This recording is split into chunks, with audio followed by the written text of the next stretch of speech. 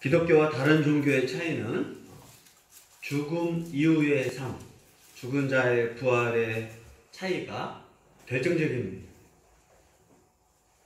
죽고 끝나느냐, 죽고 내세가 있느냐.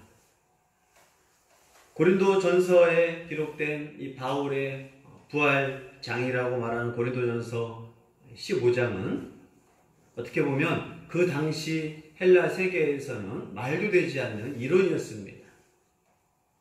그 당시 헬라 세계에서 죽음 문제에 대해서 여러 가지 의견이 있었습니다. 대표적인 이 플라톤의 추종자들은 죽음 이후에 몸은 썩어서 없어지고 영혼만 이데아의 세계에 들어간다. 특히 영혼은 이 땅에 몸 안에 있을 때는 이 몸을 뭐라고 생각했냐면 감옥이라고 생각을 해서 죽어야만이 영혼이 이 감옥에서 벗어나서 영원한 세계에 들어간다고 해서 육체는 흙이 되고 끝난다라고 가르쳤습니다. 그렇기 때문에 몸이 부활한다는 것은 도저히 받아들이지도 않는 그런 세계가 헬라 세계였습니다.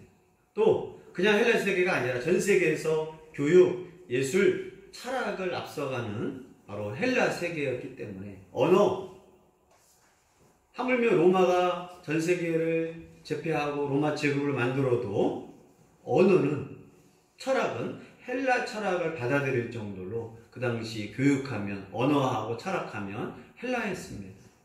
그렇기 때문에 이 헬라의 영향력, 세계 최고의 석학들이 있었던 플라톤, 소크라테스, 아리스토텔레스 이름만 들어도 유명했던 이들의 그런 영향력으로 인하여 죽으면 끝난다. 특히 몸은 썩는다. 오히려 인간이 몸이 죽어야 영혼의 감옥에서 해방된다고 가르쳤습니다. 이러한 가르침 앞에서 그리스도인의 부활이라고 하는 것은, 특히 몸의 부활이라고 하는 것은 이해할 수 없었습니다. 또 하나 학파가 있었는데 에피쿠로스 학파입니다. 쾌락을 중심으로 이 죽음을 통해서 인간이 인격성이 융해된다 하기 때문에 몸이 부활한다는 것은 믿지도 않았습니다. 또 그 당시에 신비 종교가들이 많이 있었는데 현세에서 잘 먹고 잘 살자. 자신들이 신께 기도해서 이 땅에서 잘 되도록 도와주겠다 하는 게 그 당시의 영향력이었습니다. 근데 바울이 고린도 교회를 세우면서 십자가에 죽으시고 예수 그리스도의 그 몸이 부활하셨다라는 사상에 대해서 성도들이 점점점 그 부활에 대해서 믿지 않고 있었습니다. 그러나 이 부활은 예수님이 만들어낸 것도 아니고 사도 바울이 만들어낸 것도 아니라 구약 성경에서 묵시적인 예언을 통해서 부활에 대해서 이미 약속을 하고 있었습니다. 우리가 알다시피 예수님이 이 땅에 오신다. 예수님이 오신 다음에 말하는 것이 아니라 몇백 년 전부터, 500년 전부터 예언자들을 통하여 하나님이 이 땅에 처녀의 몸을 입고 올 것이다 라는 이사야 예언이 있었습니다. 예수님의 재림도 마찬가지고 예수님의 십자가에 고통당하는 것도 마찬가지입니다. 그런 것처럼 예수님의 부활도 갑자기 만들어낸 게 아닙니다. 이사야서 25장 또 26장 19절에 보면 주의 죽은 자들은 살아나리라, 그들의 시체들은 일어나리라 라는 말씀이 있습니다. 아마 유대인들도 이러한 본문이 있는 조차도 기억을 못할 것이고 또 그냥 아무 생각 없이 읽어서 이 본문이 무슨 의미를 하는지 알지 못할 것이지만 이사야서 26장 19절에 바로 주의 죽은 자들이 살아나리라, 주의 죽은 자들이 깨어나리라. 또 다니엘서 12장에 보면 많은 사람들이 깨어나 영생을 받는 자도 있고 영혼이 수치를 당하는 자도 있을 것이다 라는 구약의 예언이 있었습니다. 바울은 바리새파 사람으로서 바리새인들은 부활을 믿었습니다. 반대로 사두개인들은 부활은 없다. 우리에게는 오직 토라, 모세 오경만 있을 뿐이다 라는 가르침이 있었습니다. 이 부활이 육체의 몸이 부활한다는 것을 믿느냐 안 믿느냐에 따라서 기독교의 이 독특하고 또 기독교만이 있는 이 부활신앙을 바울은 고린도 교회 성도들에게 가르쳐 주었습니다. 그러나 고린도 교회에 살면서 헬라 그러한 철학들 영향력을 통해서 어떻게 우리가 부활할 수 있어? 죽음은 끝이지. 영혼만 있겠지. 이 죄악스러운 이 몸이 부활한다는 것은 받아들이지 않는, 그러므로 교회 안에 많은 문제와 다툼이 있었습니다.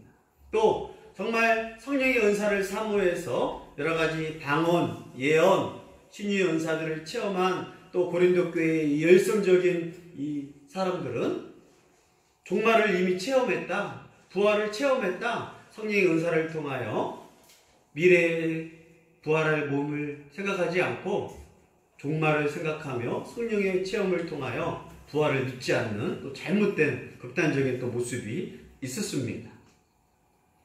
그래서 바울은 다시 한번 고린도전서를 통하여 이 죽은 자의 부활이 얼마나 중요한지 우리에게 강조하고 있습니다. 12절 읽습니다. 그리스도께서 죽은 자 가운데서 다시 살아나셨다 전파되었거늘 너희 중에서 어떤 사람들은 어찌하여 죽은 자 가운데서 부활이 없다 하느냐. 성도 중에서 헬라 철학을 배우고 플라톤의 영향력을 통하여서 죽은 자의 부활은 없다라고 이제 새로운 성도들 또 많이 배운 사람들을 통해서 영향력이 있습니다. 신앙이 처음으로 순수했을 때 바울이 가르쳐준 대로 예수님의 십자가와 부활을 받아들이고 구원받고 교회를 이루었던 성도들이 시간이 지나면서 성도들이 많아지고 또 유대인들 또 이방인들 고린도의 이 헬라 사람들이 많은 또 여러 가지 종교를 혼합했던 사람들이 교회 안에 들어오니까 자기가 과거에 믿었던 이 헬라 세상, 헬라 철학을 가지고 교회 안에서 이 진리에 대해서 죽은 자 가운데 부활은 없다라고 가르치기 시작한 거예요. 그 사람이 배운 게 중요한 거예요. 세상에서 배운 거, 밖에서 배운 거를 또 교회 안에서까지도 가르치려고 하기 때문에 문제가 생긴 것입니다. 그래서 바울은 너희 중에서 어찌하여 죽은 자 가운데 부활이 없다고 하느냐. 어디에서요? 교회 안에서. 교회 밖에서가 아니라 학교에서가 아니라 교회 안에서 죽은 자의 부활이 없다라고 교회 안에서까지 주장이 나온 거예요. 그런데 우리가 믿는 신앙이 뭐예요? 그리스도께서 죽은 자 가운데서 다시 살아나셨다. 이게 기독교의 진리, 생명입니다. 그리스도께서 죽은 자 가운데서 다시 살아나셨다. 그걸 받아들이는 게 뭐라고 하냐고요? 복음을 받아들였다. 정말 복된 소식을 받아들였다. 이것이 진리다 라고 받아들였는데 죽은 자 가운데서 부활이 없다라고 가르쳐주고 있습니다. 이 고린도 교회 이제 그러면서 성도들끼리 또 자녀들이 엄마 우리가 예수님이 부활하셨다는 걸 믿는데 또 저쪽에서는 죽은 자의 부활이 없다라고 가르치는데 뭐가 진실이에요? 이제 문제가 생기겠지.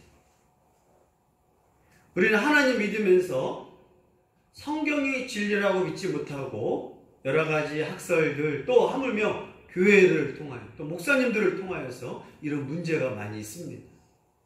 이 세상이 쾌락으로 잘 먹고 잘 사는 게 목표야 라고 가르치는 사람도 있습니다. 그러나 바울은 어찌하여 죽은 자 가운데서 부활이 없다라고 헬라 영향력으로 너희가 그렇게 주장할 수가 있느냐. 이것은 교회의 진리를 허무는 것이고 교회의 가장 근본 뿌리가 되는 부활을 흔들어 버리는 거예요. 기독교의 부활을 인정하지 않으면 굳이 기독교를 믿을 필요가 없습니다.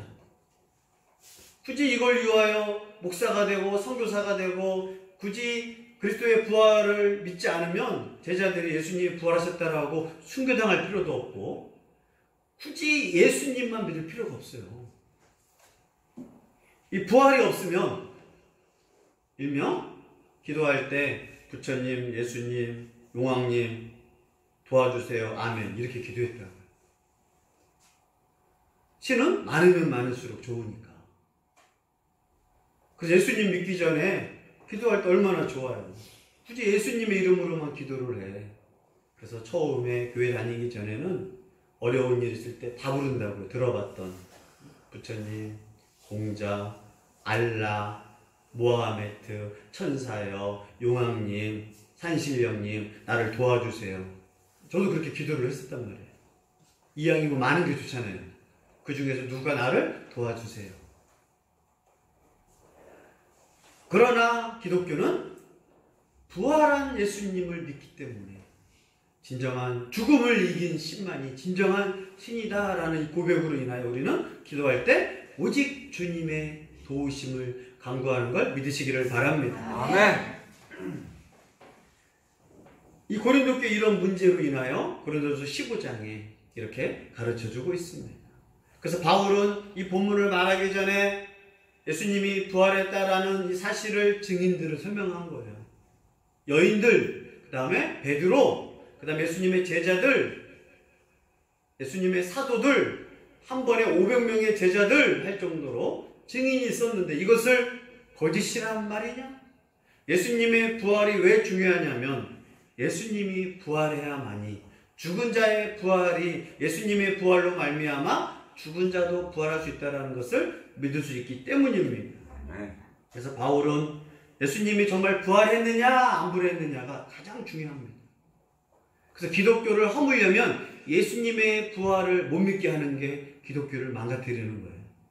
많은 사람들이 교회를 없애야겠다, 성경을 없애야겠다, 한 가지 가장 큰 핵심 중에 하나가 예수님이 부활하지 않았다라고 하는 거예요. 또 예수님이 부활하지 않았는데 그럼 믿을 필요가 없어요. 여러분이 교회 다닐 필요도 없고 예수님 믿을 필요도 없어요. 종교 다원주의 해도 되는 거예요. 그 당시에는 모든 종교를 믿으면 되는 거지. 왜 교회만 다녀야 하느냐? 왜 기독교인들은 예수님만이 진정한 구원자라고 배타적이냐라는 질문에 우리는 할 말이 없어져요. 그러나 죽음을 이긴 자가 누구 있느냐? 마호메트를 봐라. 자신이 죽어서는 시체를 토막내가지고 각 지역으로 흩어버렸단 말이에요. 공자 죽음 앞에서 그냥 무너졌고, 석가모니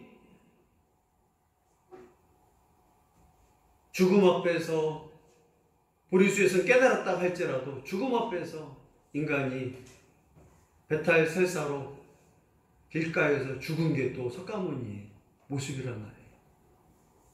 이 죽음을 누가 극복했느냐? 오직 예수님은 죽었다 살아났다라는 게 기독교의 핵심, 기독교만 있는 복음인 것을 믿으시기를 바랍니다. 아멘. 그래서 바울이 예수님의 부활을 믿지 못한다면 우리의 부활도 바라볼 수 없다라고 설명합니다. 13절, 14절 읽습니다. 시작. 만약 죽은 자의 부활이 없으면 그리스도도 다시 살아나지 못하셨으리라.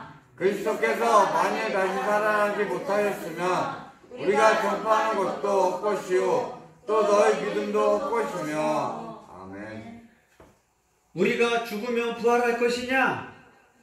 그것을 믿지 못하면 예수님도 부활한 게 아니라는 거예요. 우리가 죽어도 부활하면 예수님이 죽으셨다가 부활한 걸 믿는 것이고, 우리가 죽었다가 부활할 수 있느냐? 그러면 예수님도 다시 살아났다는 근거가 됩니다. 우리의 부활이 없으면 예수님의 부활도 없는 거예요. 예수님이 부활하셨다라면 우리도 부활할 수 있는 거예요. 예수님이 갑자기 십자가에 죽은 다음에 부활한다고 말한 것이 아니라 예수님이 십자가에 죽기 전부터 제자들한테 내가 죽은 다음에 살아나리라. 제자들도 이걸 믿지 못했어요. 예수님이 유대인들이 예수님 표적을 구합니다 할 때 내가 요나의 표적밖에는 보일 것이 없다. 예수님의 최고의 표적이 뭐예요? 요나의 표적. 요나는 물고기 뱃속에서 3일 동안 어둠과 죽음 속에 있다가 살아난 것처럼 예수님이 말한 것은 본인도 무덤에서 3일 있다가 다시 살아나리라 라고 제자들한테 말했습니다. 그러나 제자들은 절대 믿지 않았어요. 그래서 예수님 죽은 다음에 3일째 될 때 제자들은 전혀 관심도 없었고 생각도 없었습니다. 여인들만 너무 예수님을 그리워하고 그래서 정말 예수님의 그 시체에 향이라도 듣고 싶어서 좀 더 그 시체가 썩는 게 좀 더 지연되도록 또 예수님을 향하여 책으로 장례를 치르기 위하여 향유를 가지고 또 예수님의 장례식을 참여도 못했기 때문에 찾아갔더니 막달라 마리아와 두 여인 앞에 예수님의 부활을 경험한 것입니다. 우리가 부활하지 않으면 예수님도 부활하지 않은 것이다. 고린도 교회 성도들에게 바울은 죽은 자의 부활이 없으면 예수님도 부활하지 않았다는 말이 된다. 예수님이 만일 살아나지 못했으면 우리가 전파하는 것은 다 거짓말이고 헛되다. 교회가 전파하는 복음의 내용, 전도의 내용은 예수님이 그리스도가 죽은 자 가운데서 다시 살아나셨다. 이게 기독교의 핵심 메시지입니다. 교회 가면 건강해져요. 교회 가면 잘 돼요. 교회 가면 자녀를, 그것은 부수적인 말씀들이고 기독교의 핵심은 뭐냐? 그리스도께서 죽으셨다가 다시 살아나셨다. 이게 바로 복음입니다. 더 정확하게 말하면 예수 그리스도께서 우리 죄를 위해 십자가를 지시고 무덤에서 죽으셨다가 장사 지내셨다가 3일 만에 부활하셨다. 이게 기독교의 십자가의 부활의 핵심 진리인 걸 믿으시기를 바랍니다. 아멘. 근데 이것을 믿지 못하면 우리의 복음 전파, 우리의 선교는 헛것이다. 헛된 일을 하신 거예요. 선교를 하고 전 세계적으로 복음을 증거하고 또 우리가 믿는 게 뭘 믿어요? 뭘 믿는 거예요 우리가 도대체?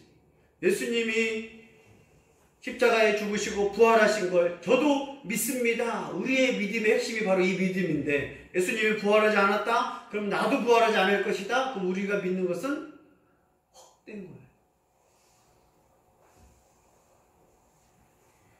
얼마 전에 이건희 회장이 인생의 모든 것을 이제 마무리하고 삼성의 두 번째 이병철 회장 다음으로 삼성을 또 강력하게 만들고 하지만 그 많은 재산, 자신에게 있는 거의 20조 원, 30조 원을 벌어놓고 죽은 거예요. 죽으니까 어때요? 모든 것이 헛되단 말이에요. 헛돼. 싸가지도 못하는 돈.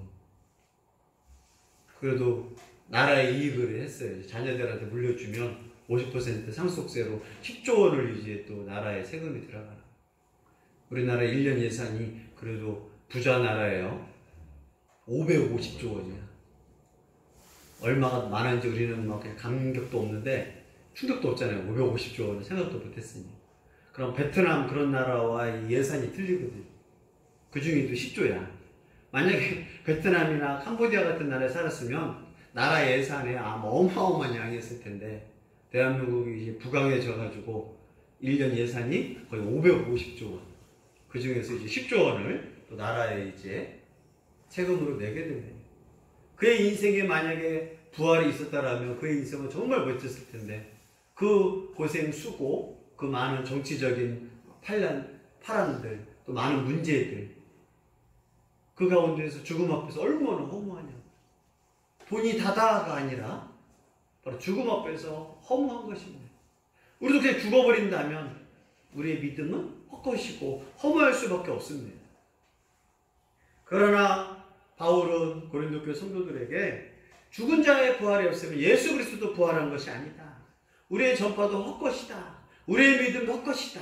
그러나 예수님이 정말 부활하셨다라면 우리도 부활할 것이고 우리의 복음 전파는 헛것이 아니다. 또 우리의 믿음도 헛것이 아니라고 가르쳐주고 있습니다. 누가 기독교의 핵심이 뭐냐라고 물어보면 예수님의 그 윤리적인 가르침이 아니에요. 예수님의 그런 많은 병 고친 것도 기독교의 핵심이 아닙니다. 그건 부수적인 은혜. 기독교만이 기독교일 수 있는 것은 이 십자가 부활을 믿는 것을 꼭 기억하기를 바랍니다. 아멘. 그러면서 바울은 하나님이 거짓 증인이 우리가 아니라 또 하나님이 거짓말하는 분이 아니다라고 한 번 더 하나님이 그리스도를 다시 살리셨다라고 가르쳐주고 있습니다. 15절 큰 소리를 읽습니다. 또 우리가 하나님의 거짓 증인으로 발견되니 우리가 하나님이 그리스도를 다시 살리셨다고 증언하였습니다.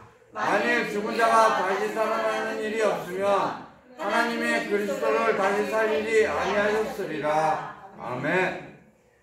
예수님이 부활하지 않았으면 우리의 부활도 없습니다. 우리가 부활하는 것은 예수님이 부활했기 때문에 우리도 부활합니다. 우리가 만약에 부활하지 못하면 예수님의 부활도 거짓말입니다. 이것을 거짓이라고 말하면 우리는 하나님의 거짓 증인입니다. 근데 예수님의 부활을 누가 살리셨다라고 성경은 말하냐면 하나님이 그리스도를 다시 살리셨다고 하는 거예요. 그럼 하나님도 거짓말쟁이가 되는 거예요. 헬라의 세계의 신들은 질투, 거짓말, 배신을 합니다. 제우스, 또 태양의 신 포세이돈, 지옥에 계신 하데스, 또 많은 여러 신들이 있잖아요. 이 그리스 로마 헬라에 나오는 신들은 인간이 만들어내서 인간이 만들면 자신처럼 비슷한 신을 만듭니다. 인간이 만든 것들은 가장 문제가 뭐냐면 인간이 인간처럼 만들어내요, 신을. 그래서 그리스 로마 신화의 신들을 보면 뭐예요? 질투, 배신, 거짓말. 이 신들이 막 거짓말을 하고 욕심, 서로 싸우고. 왜 그러냐? 나 왜 그러냐 했더니 인간이 만들어낸 거야. 나처럼 만들어내. 부모가 질투 시기가 많잖아요. 엄마가 그 자녀를 질투 시기가 많게 만들어내더라고.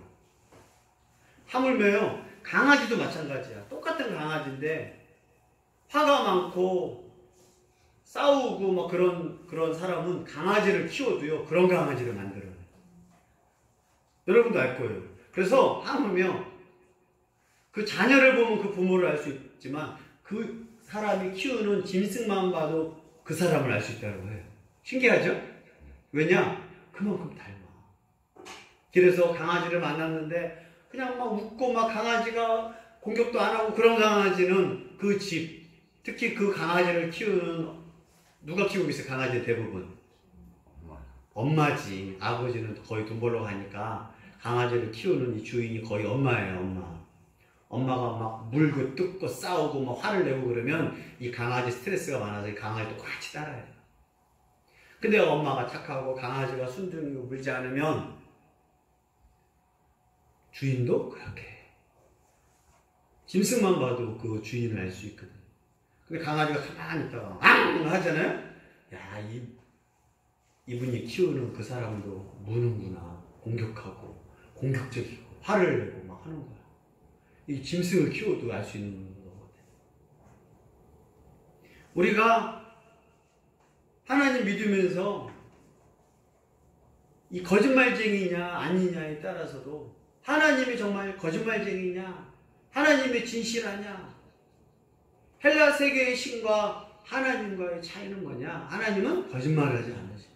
그러나 인간이 만들어낸 것들은 다 거짓말쟁이에요. 인간이 신을 만들어도 거짓말쟁이에요. 인간이 만들어서 차를 멋지게 만들잖아요. 인간이 몇 년 살아요? 건강하면 뭐 100살 살아. 차가 100년 이상 못 갑니다. 아무리 좋은 핸드폰? 좋으면 좋을수록 더 오래 못 가요. 인간이 만들어낸 것들은 유한한 존재가 아니라 유한하기 때문에, 약하기 때문에 오래 못 가요. 그래서 인간이 하는 것들은 문제투성입니다. 잘 만들어. 하지만 오래 못 가. 선풍기? 오래 갈 것 같지만 오래 못 가요. 점점 더 오래 못 가. 인간이 신을 만들어낸 그리스 로마 신화의 대표적인 것도 거짓투성이야. 질투투성이야. 인간과 관계된 것들. 인간이 떠나니까 자연이 회복되더라. 코로나 때문에 좋은 건 자연이 회복돼요. 인간들이 안 놀러 가고 인간들이 그렇게 안 쓰니까 동물들이 찾아온대. 사람이 모인 곳엔 문제가 생겨요. 놀이터 사람 없을 때는 아주 좋아. 사람이 모이니까 문제투성이가 돼. 근데 이 문제투성이 인간을 구원하신 게 하나님인 걸 꼭 기억하기를 바랍니다. 아멘. 그러나 성경에 하나님은 거짓말하지 않아요. 진실을 말하십니다. 하나님이 거짓말하면 그는 하나님이 아니에요. 그는 그리스 헬라 세계에서 말하는 거짓신, 질투하고 싸우고 서로 이간질하는 신들. 그러나 하나님이 그리스도를 다시 살리셨다라고 증언하면 하나님은 거짓말쟁이가 아니셔서 바로 하나님이 그리스도를 살리셨으면 그래서 그리스도가 부활하셨다. 그럼 그리스도가 부활하신 이유가 뭐냐? 우리를 부활하게 하시려고 다시 살리셨다. 이게 진리입니다. 왜 예수님이 부활하셨느냐? 우리를 구원을 완성하시고 우리에게 새 생명을 주기 위하여 부활하셨음을 믿기를 바랍니다. 그래서 기독교에서 부활이 왜 중요하냐? 부활이 진리이고 생명이고 우리에게 믿음의 근거, 소망의 근거이기 때문에 우리에게 부활은 중요합니다. 왜 신이 인간이 되었느냐? 신이 인간이 되었느냐? 갑자기 말하는 게 아니에요. 구약 예언에서부터 신이 인간이 된다는 예언에 따라서 성자 하나님이신 예수님이 인간이 되셨단 말이에요. 왜 인간이 되셨어요? 마태복음은 우리와 함께하기 위하여, 우리의 구원을 위하여. 하나님이 하신 모든 구원의 일들은 누구를 위해서요? 우리를 위하여. 죄에 빠진 우리를 구원하기 위하여 신이 인간이 되셨어요. 신이 인간을 구원하기 위하여 신이 인간이 되셔서 인간을 살릴 수가 있는 거예요. 그리고 이 예수님이 인간이 되셔서 십자가에 지신 것도 우리의 죄를 대신 형벌당하고 고통당하고 인간이 해결해야 이 죄의 문제를 친히 예수님께서 십자가에 못 박고 저주와 형벌과 모든 죽음의 고통을 대신 지셨습니다. 왜요? 우리를 구원하기 위하여. 그리고 예수님이 부활하셨습니다. 하나님이 예수님을 부활하게 하셨고 예수님은 말씀대로 부활하셨습니다. 왜 부활하셨느냐? 우리도 다시 죽어도 살도록 부활하게 하도록 하기 위하여 예수님이 부활하신 겁니다. 하나님이 하신 일들은 어떻게 보면 다 우리를 위하여 하신 일이에요.